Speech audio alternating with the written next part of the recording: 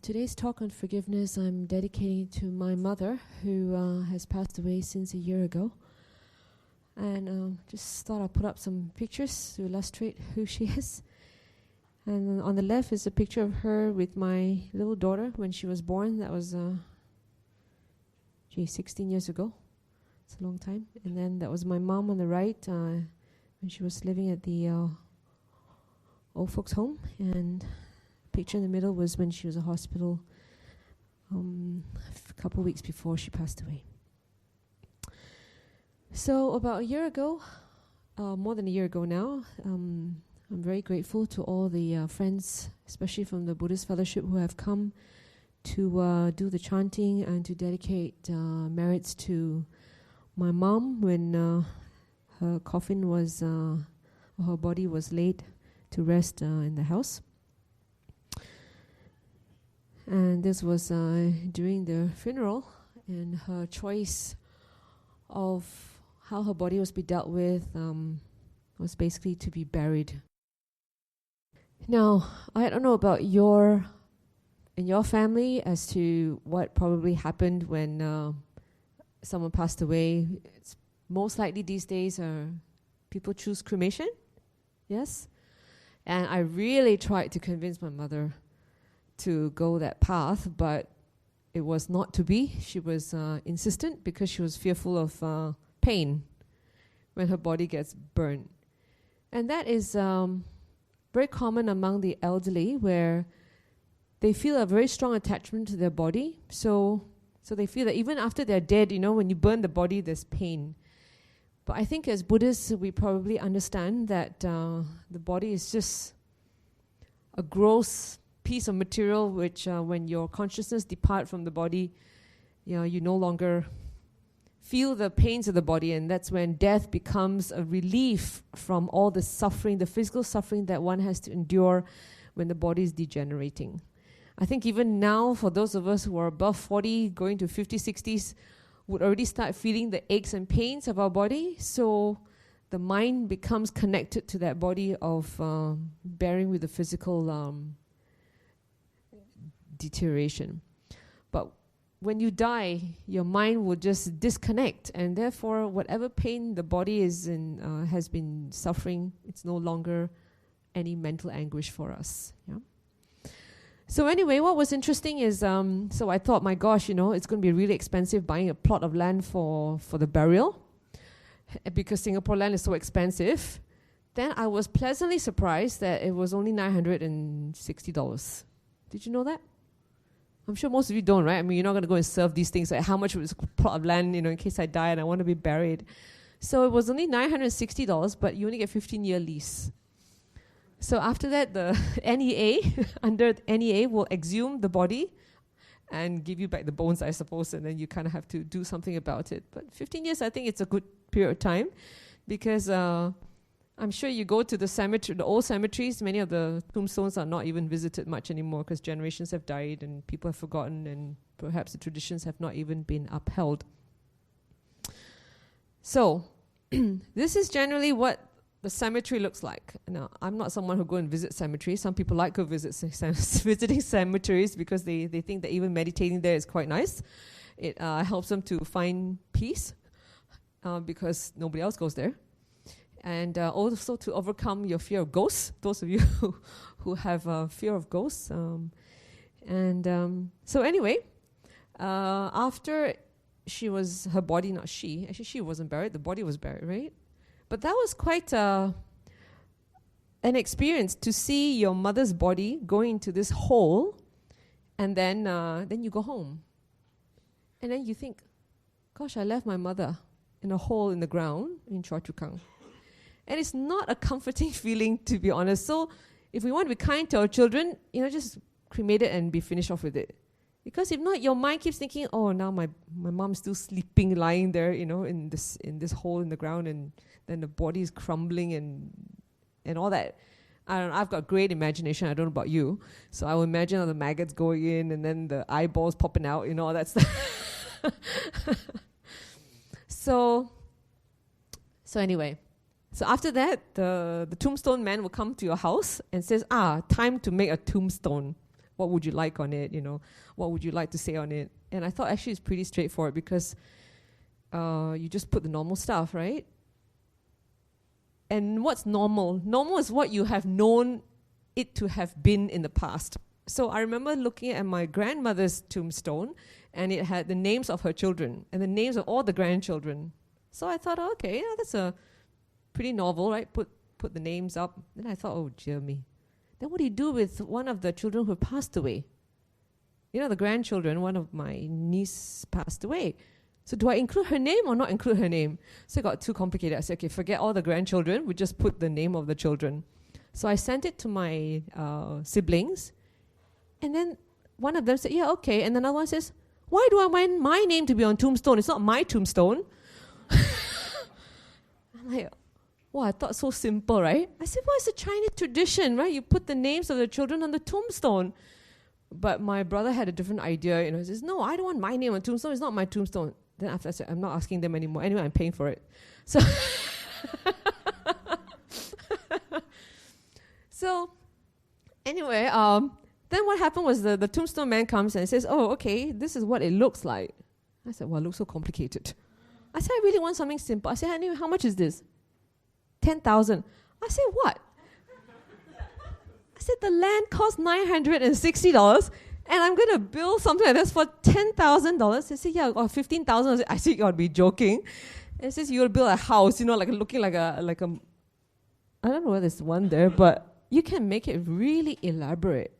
And I said, look, I just want something really simple to mark the fact that the coffin was there, and just a piece of stone, put her name and her whatever. And they said, Kim, oh, no, 5,000. I said, 5,000. I said, come on, let's, make it even cheaper. I said, like the Christian one, so simple. He said, yeah, but you're in a Chinese cemetery. I said, you mean there's a rule on how you have to construct that thing? Then he said, no, but it don't look the same as everybody else. I said, I don't care. In my usual rebellious nature. So we negotiated, right? And came down to 3,300. I said, no, 3,000 is my budget, 3,000. So he went off. Couldn't agree. Then he came back. No, that was a different negotiation. 5,000, and didn't agree. He went off. And then he came back again, 3,003. I said 3,000. So he said, wow, I come second time already, no. I said, yeah, but I don't want to pay a lot I'd rather donate my money, take my friends out to eat. Why and I was like, this is not like a mark of ego, family, what do you call? Image, So he finally agreed. Okay, 3,000. I used a different receipt book. Whatever that meant. So, ta-da! See how it looks different from everyone else? I'm like, I just want something really simple. What I want of Chinese characters, I can't even read them.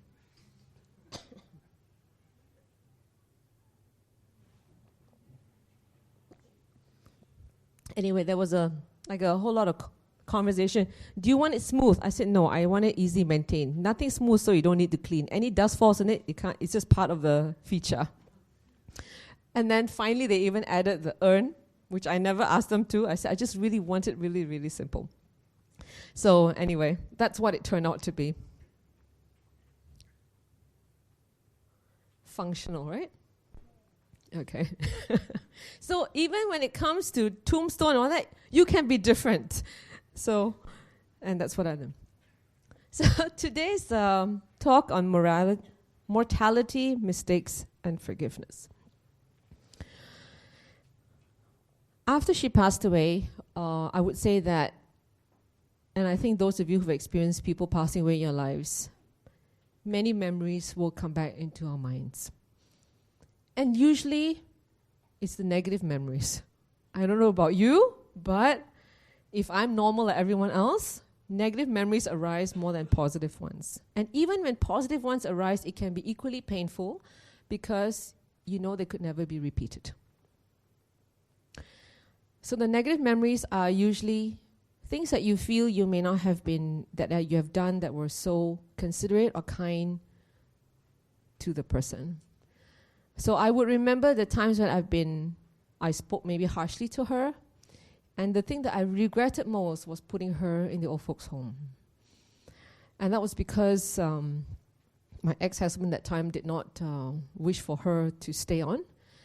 And because she had dementia, I didn't realize it was dementia, but the dementia made it very difficult because she was saying things that were not kind to others and at times even hurtful. So it was only years later that I learned what is dementia, what's Alzheimer's disease. And many of your loved ones will also be going down that path, especially when they are not living in the present moment. Which is why people who do meditation, who practice their mind to be in the present moment, have much less of a chance in developing dementia or Alzheimer's disease. My mom had a baby who died in her arms. That was my sister, an older sister whom I've never met because she was way before me. And she was raised by my grandmother, which is her mother, in Ipoh, while she and my dad went and lived in Kuala Lumpur. And my sister developed, I think, was bronchitis, and subsequently died in her arms. Now, I never knew how much that was something that hurt her because she never talked about it. In fact, it was only after her death, when my other sister was going through her things, found 3 photographs of that sister who passed away, which I've never even seen till then. Which means that she must have been holding on to the memories and probably a lot of regret and guilt on not being there for her daughter in time of need and thus having passed away. So my mom's marriage was also not in good shape, but she was always thinking about my dad. Even after he was long gone, she held on to very fond memories of him. So when I look at her, she was never quite ever in the present moment. She was always in the past. And that itself is a very damaging thing to your mind. Because when I was going through that process of recollecting all the memories, especially negative memories, I could feel, I could see, I could experience my mind degenerating. And unless and until I got over what I deem were regrets or mistakes in my life in how I treated my mom, that I was able to free myself to move on. Yeah.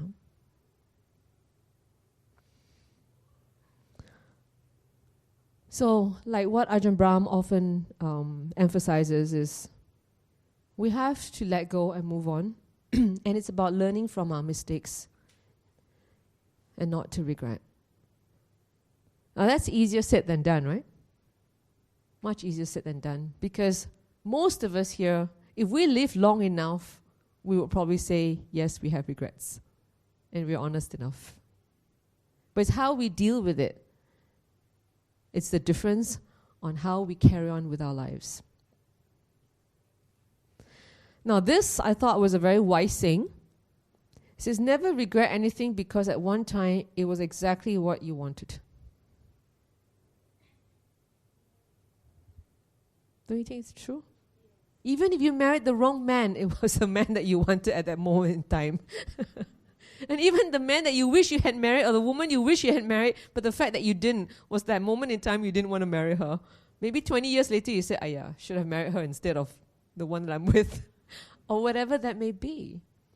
Or the job that you look back and says, I should have taken that one. But because, I wanted more money, I took the other one, and thus I live to regret. Because the pain commensurated with the money.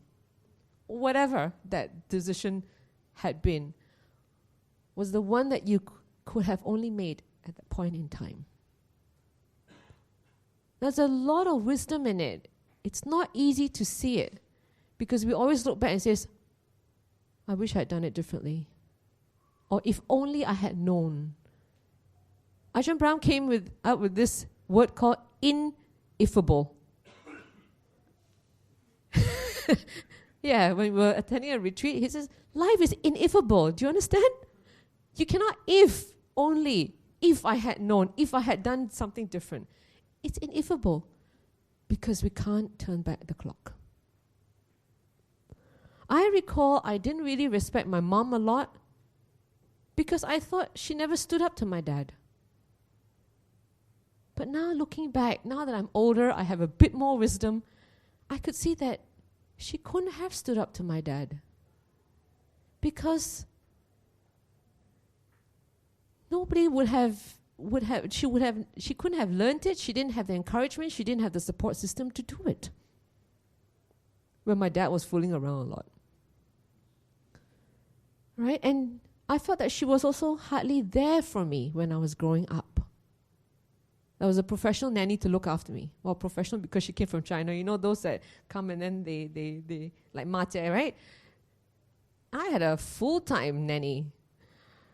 My mom would go out every day, not to do anything wrong, but she would go and hang out in the city with my godma, whom they got very close to. And I always feel that, she was never there for me. Then later on, I realized that her mother was not the one who cared for her. It was her grandmother.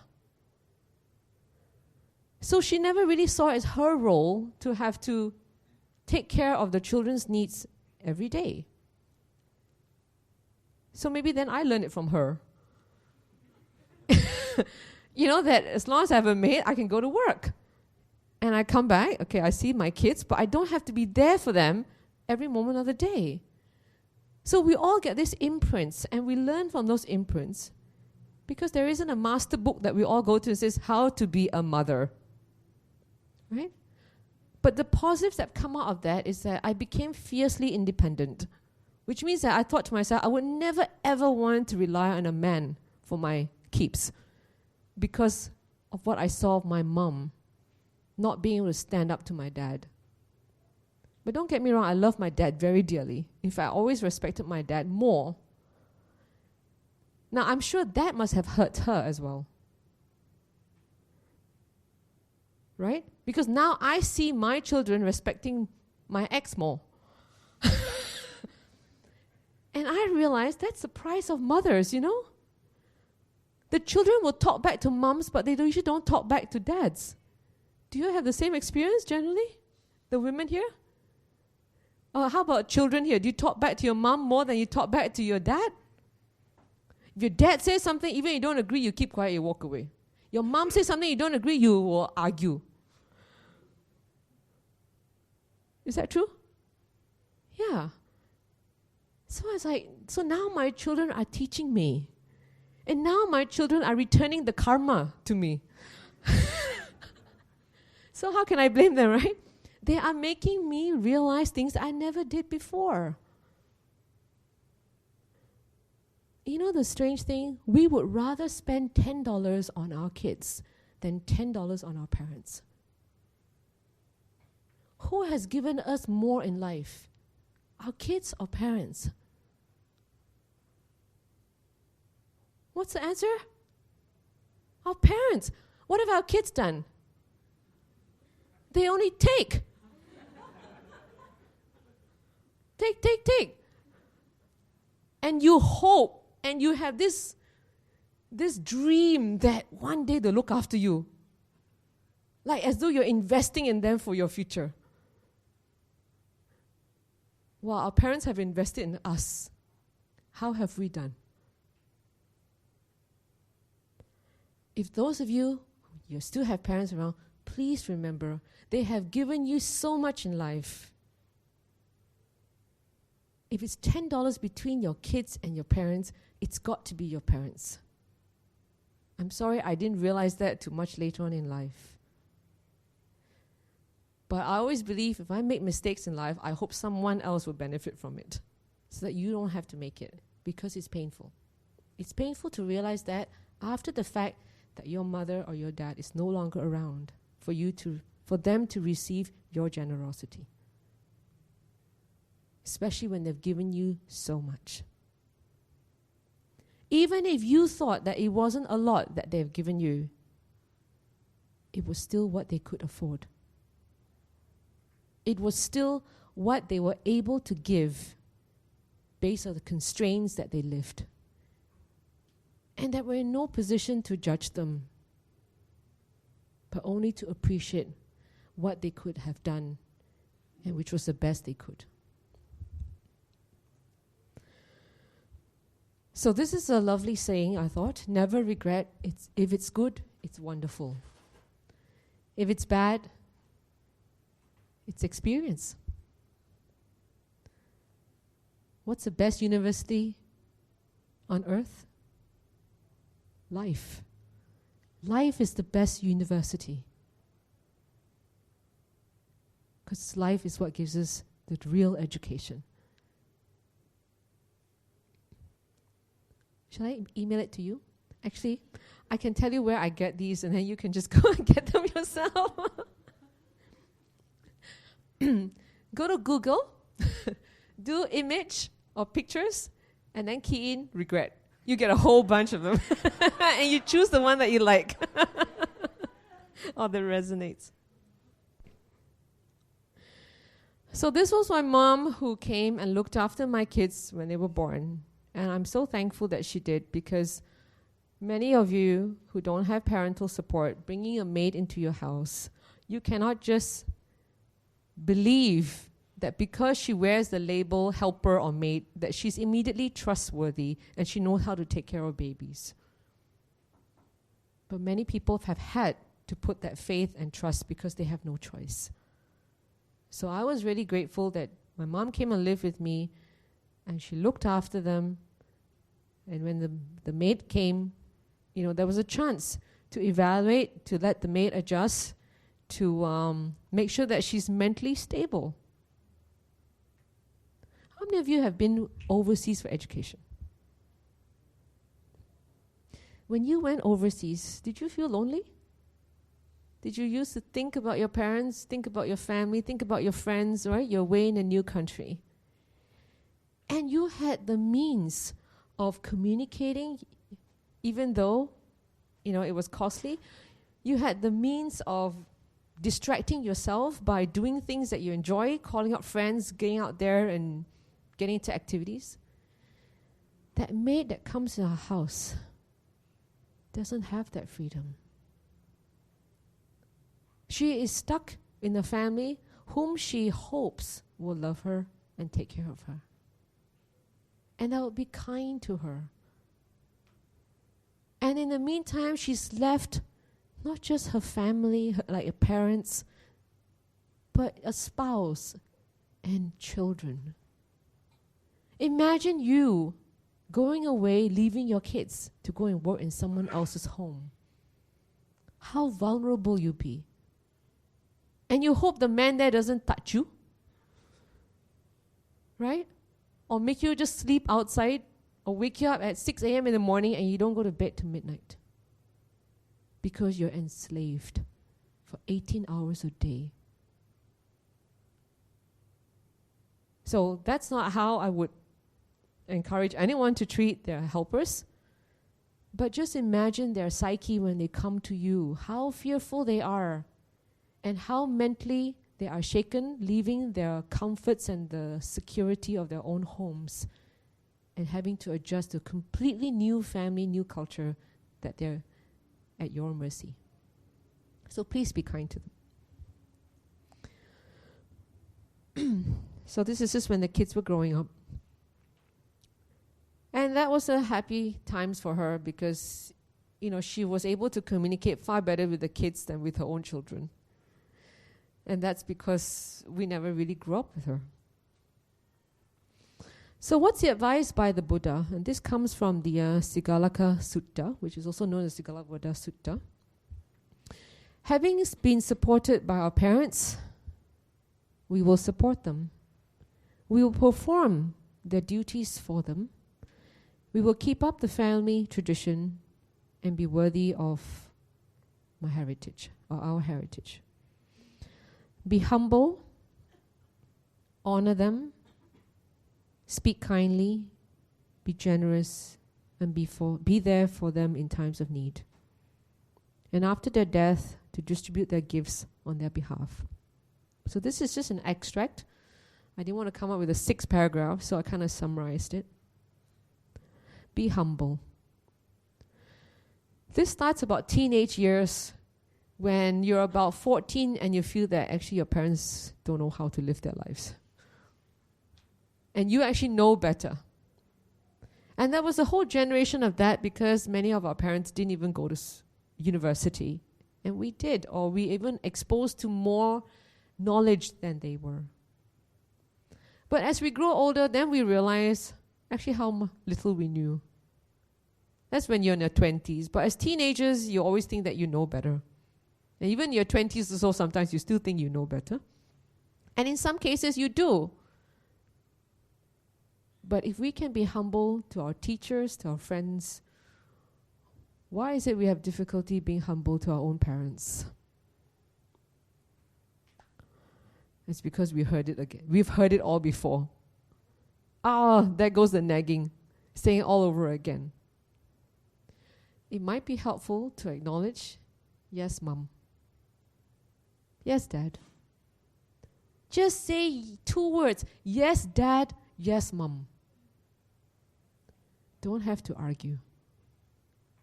They may be right, they may be wrong. Then it's up to you.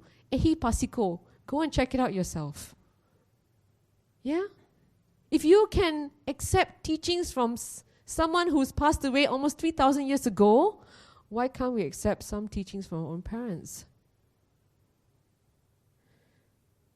So just 2 words would make them feel so much happier. You don't have to always follow what they say, but just say, yes, Mom, yes, Dad.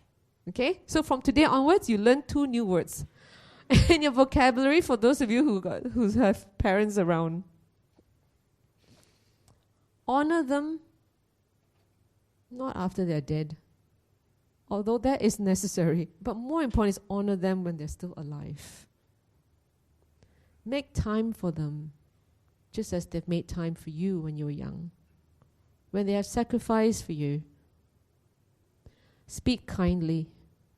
Even if you don't agree, even if they're saying something totally unreasonable, the arguments are not necessary.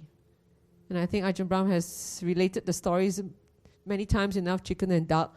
Your mom or your dad can also be chicken and duck in conversation. Some of you, and I remember one parent coming to me and says, my son doesn't listen to me. So I say to them, why do you expect your son to listen? So those of you who are parents, listen to your children. You don't have to agree with them, because you probably won't, because what they're doing, you find them totally outrageous at times, because that's not how you were when you were 21 years old or when you were 18. But the reality is times have changed. They are not living in your era of youth. And when you were young, you were not given the kind of exposure that they are. So just say, yes, son. Do what you feel it's right. When you need my help, come back to me. And as parents, once they've grown up, that's really all you can do. Even with my own teenage kids, can't tell them. In fact, I find that to give them a piece of advice, I go through a third party. It's more effective. So this is not unique, right? Other parents tell me the same thing. They don't listen to you, but they'll listen to someone else. Someone they've just met. In fact, they listen more than listening to you. So we have to be skillful. Convey the message to someone else, because what's important is the message gets through. It doesn't have to come from you. As long as the message is delivered. Okay? Just like if you send a gift to someone and he's not reachable in distance, you send it through the postman. As long as the postman gets the parcel to him, what does it matter? It's not hand delivered by you. So find the right postman and deliver those messages. But importantly, is not to get into arguments with your children or with your parents for that matter. Because that harmony is what keeps the channels open. Be generous. Sometimes we find it hard because we read in the papers, you don't have enough money to retire. So we all end up trying to keep as much money for retirement. And we probably should say something about that. And which I will later on when I've got another picture. And be there for them when they need help. So be a helper in times of both good and bad. Be a person who shows the way that is right. Divide your wealth in 4 parts. 1 part to enjoy as you please. 2 parts to be put to work. That means to benefit others. Not to hoard. And 1 part to preserve in times of need. Now, the Buddha was not quite specific to say 4 parts means 25% each. So maybe there's a lot of wisdom in that, because how you proportion the 4 parts may differ depending on your age, right? So as you grow older, you should actually need less if you're still earning, because you have far fewer years to worry about ahead of you, and especially if your children have grown up. So I want to share this to you. One of my Muslim friends sent this to me.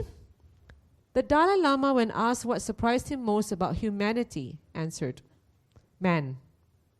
Because he sacrifices his health in order to make money, then he sacrifices money to recuperate his health. And then he's so anxious about the future that he does not enjoy the present. The result being that he does not live in the present or the future. He lives as if he is never going to die, and then dies having never really lived.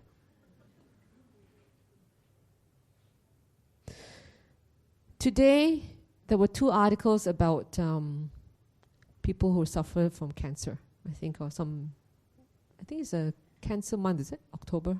Or is it breast cancer month or something? So anyway, so one of the articles mentioned that this lady was so determined about her career progression that she was just completely focused on getting her promotions and put her life and soul into her job. Then she was diagnosed with cancer. She was only 37 years old. And she deferred all other things to later, after she gets her position in the company. Well, when she was diagnosed, she realized that, life doesn't always pan out the way you expect. And her attitude completely changed. And now she and actually this lady is a nurse in a military hospital. And now she only focuses on caring for her patients, not the administrative work that ensures her promotion. So let that be a reminder to all of us, because we never quite know how life pans out for us as well. So at work, do we serve? Do you know that whenever we get a job, it is about serving someone? There are 2 types of people you need to serve in the company. Actually, there should be 3. But usually, we only try to serve 2. One is the customer and the other one is the boss. The third is to serve your colleagues.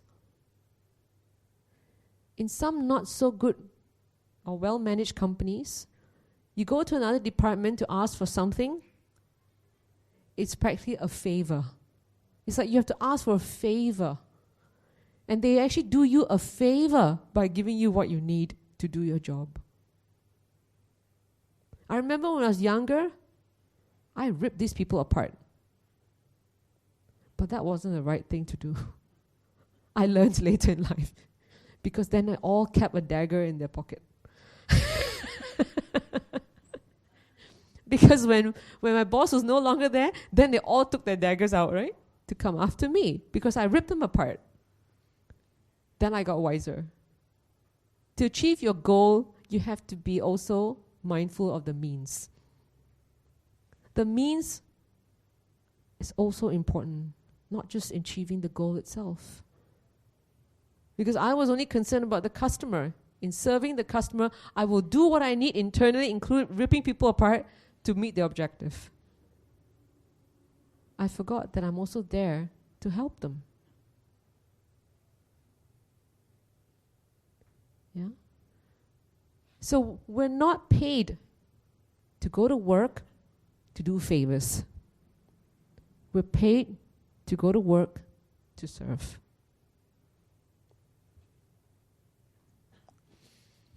So I come to the part on forgiveness.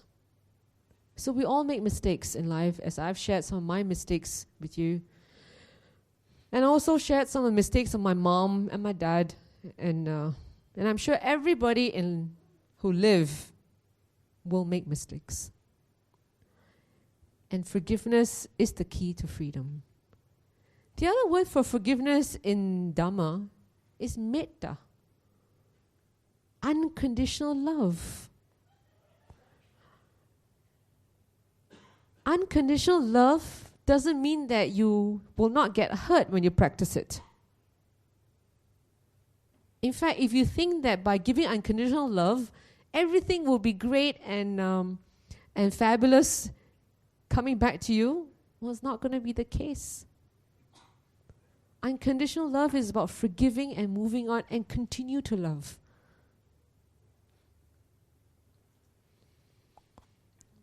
Forgiveness is not about forgetting, it is about releasing from our memory the emotional charge that tortures our soul so that we can let go of the injustice done to us and move on.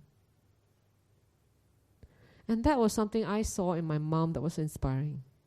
Despite how my dad treated her, the number of women he had in his life, she still forgave him. For many modern couples today, that is just unforgivable. You could say maybe she didn't have a choice. And that was probably true as well. But it also demonstrated the ability to forgive when you choose to. So even if you split up with your ex, it doesn't mean you can't be friends anymore if you're able to forgive. Those of you got girlfriend, boyfriend, same also, right?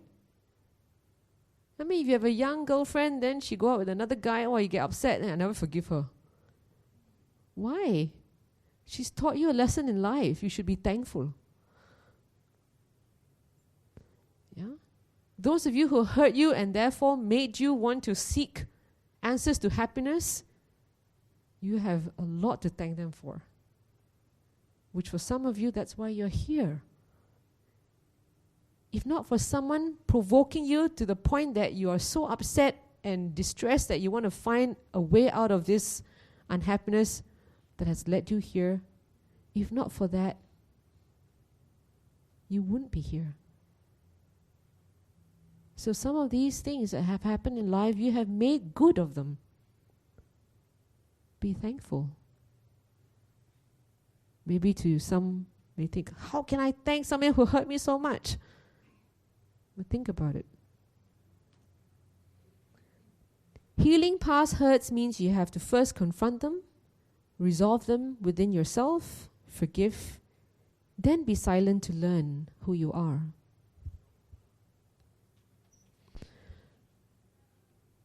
When you know how hard it is to be good, you have a tendency to be more forgiving. But those people who are perfect, who always do things right the first time, brainy, tend to be less forgiving. Because they tend to say, how can other people be so stupid? That's because they have a brilliant brain. But the brain is not good enough in itself. It's the heart. Where is the compassion? So whenever I know I go through a period of pain, I become a more compassionate person because I remember how painful it is to go through that kind of episode or situation in life. So suffering is not a bad thing. It humbles us, it makes us wiser and more compassionate. Now the silence is important. Apart from a 10-minute silence you do in meditation, if you haven't forgiven, although you say, I've forgiven, but you still go over it and talk about it like as though it was just yesterday, it just happened, and then your emotions rise up, the reality is you haven't forgiven. So whatever we say has not coincided with what's really in our heart. Okay? You don't have a need to talk about it anymore. And when you do, you can talk about it as a matter of fact, not emotionally charged up, which is what the previous quote alluded to. So let's bear in mind that forgiveness does not always lead to a healed relationship. Some people are not capable of love, and it might be wise to just let them go. And let them go along with your anger. Just wish them well and take care of yourself.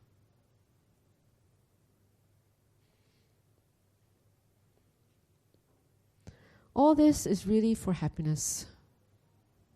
And being happy doesn't mean everything is perfect. It means you have decided to look beyond the imperfection. Some of you are just starting your 20s. You're going to be charting your life.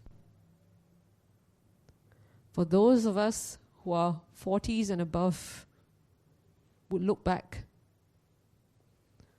And we have a choice whether we want to overlook the imperfections or we want to focus on the imperfections. That is the difference between finding happiness in our life or otherwise. So when I choose to forgive that which is before me in the moment, I send a wave of loving influence throughout my world.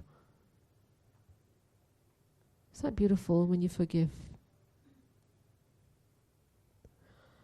This is not just about forgiving others, it's also forgiving yourself most of all.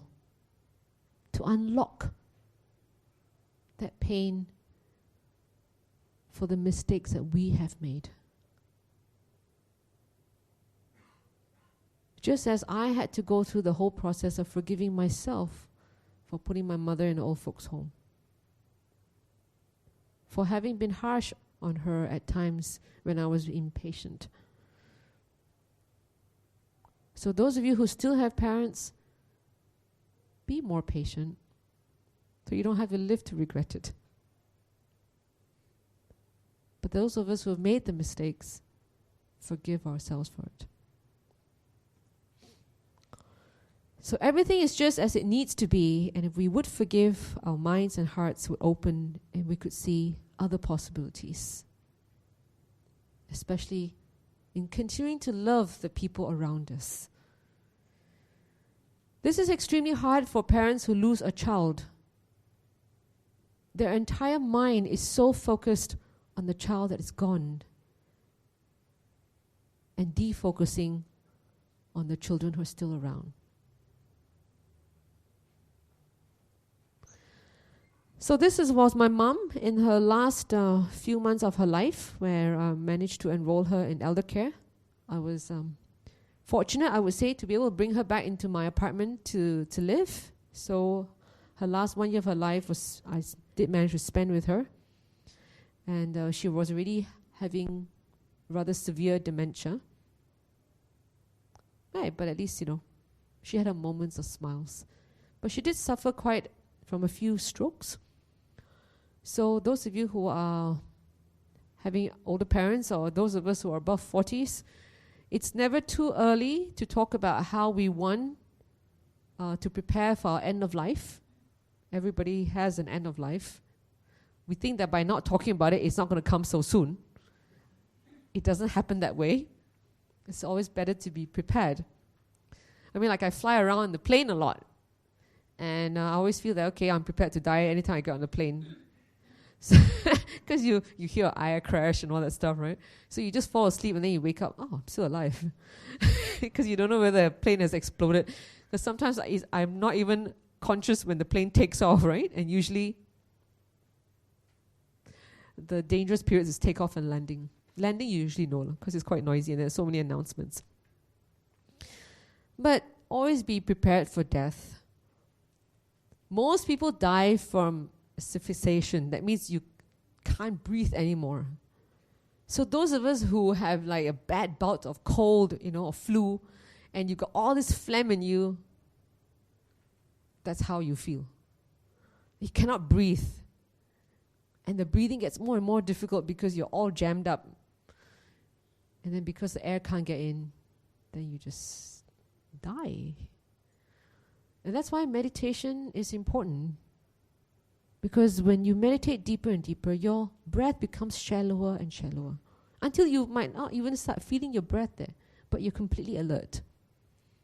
And that will be a wonderful way to die when the time comes that we cannot breathe instead of gasping like a fish. You've seen fish gasping for air when you take them out of the water? That's a terrible way of dying, right? Like, I'm so much pain now. So it's better to just keep your breath really shallow and just let your breath disappear. Because we never know when our last moment is. Yeah? So to end this, forgiveness is not something we do actually for other people. We do it for ourselves to get well mentally and move on.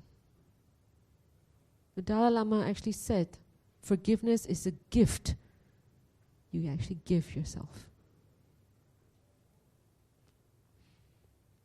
So I believe that's my last slide, and so I hope